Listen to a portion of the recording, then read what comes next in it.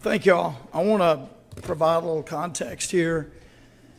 I could tell you that the idea that the Chinese government would care about non-military assets is exactly what they've demonstrated over the last few decades. In fact, we had congressional hearings in the late 90s in Washington on dual-use technologies, civilian-related technologies that the Chinese were obtaining from the United States.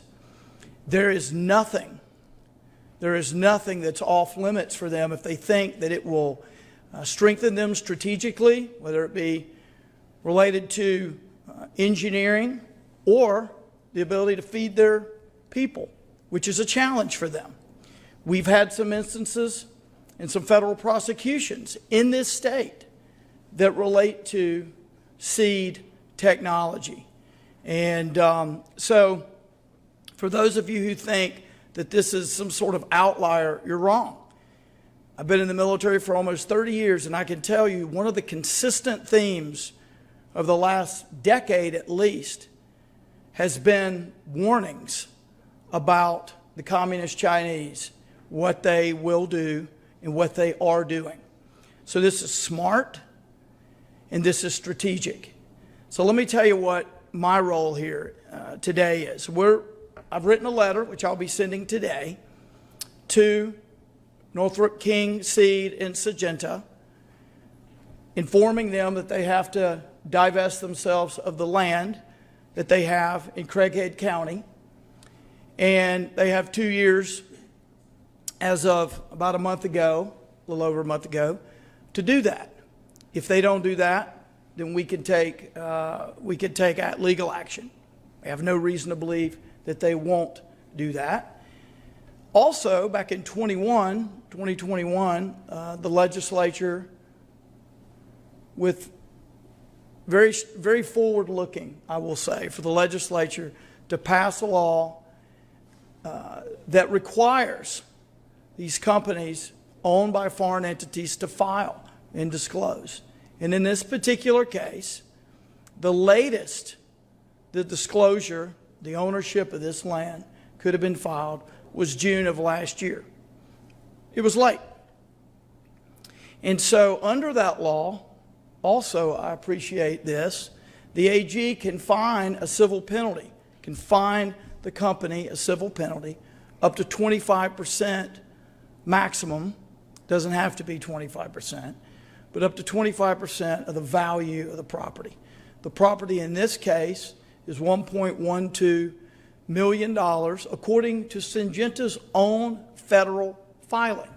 And so I am imposing the maximum fine of $280,000 on the company, and I am informing them of that in the letter as well.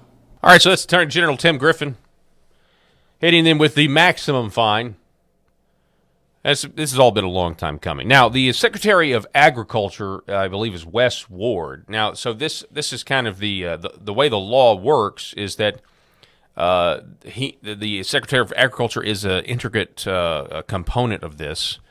Matter of fact, in this, here it is. Under Acts 636, the Arkansas Department of Agriculture reports ownership of agricultural land by a prohibited foreign party-controlled business to the Attorney General, who can initiate legal action. So I believe Wes Ward is up to the podium next. Let's see what he has to say.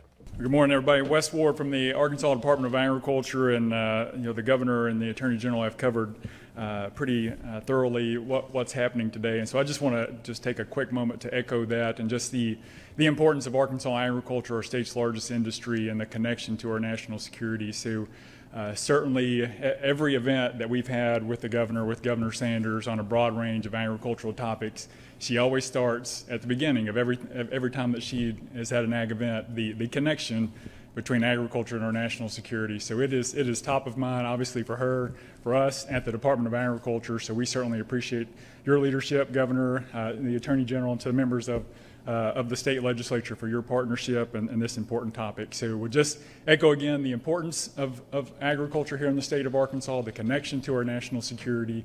The case is pretty clear. We've done a thorough review, and we know that there are questions about foreign ownership of agricultural land throughout the United States.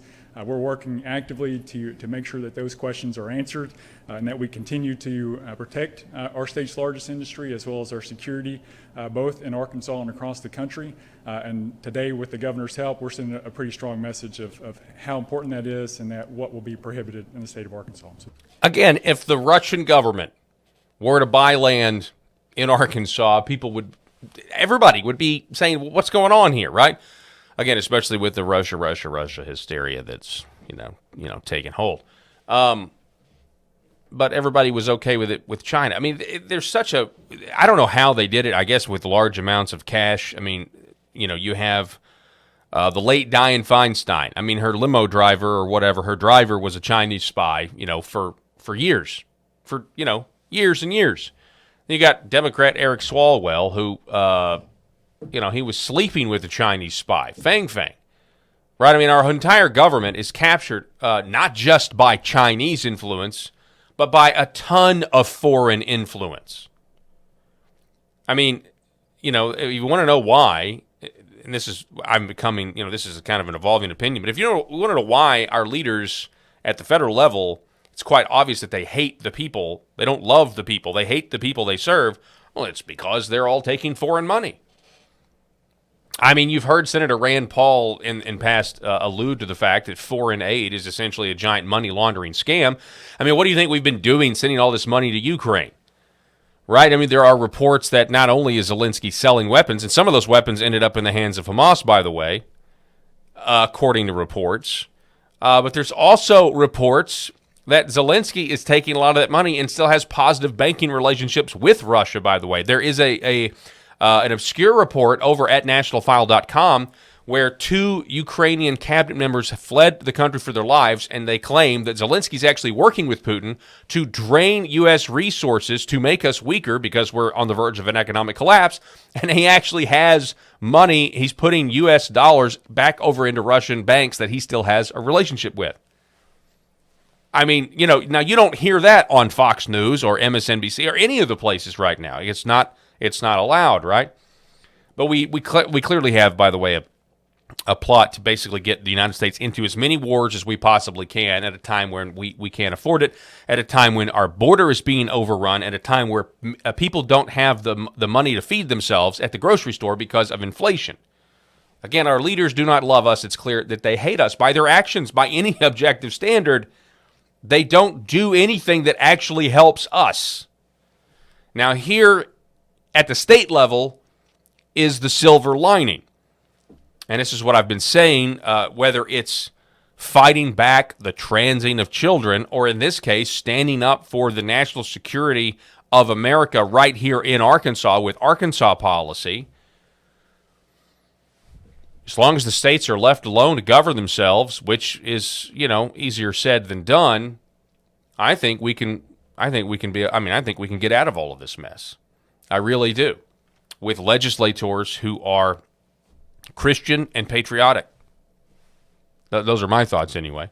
Tell me what you think. Sound off in the Facebook comments or in the YouTube video. My name is Paul Harrell. This is Conservative Arkansas Media.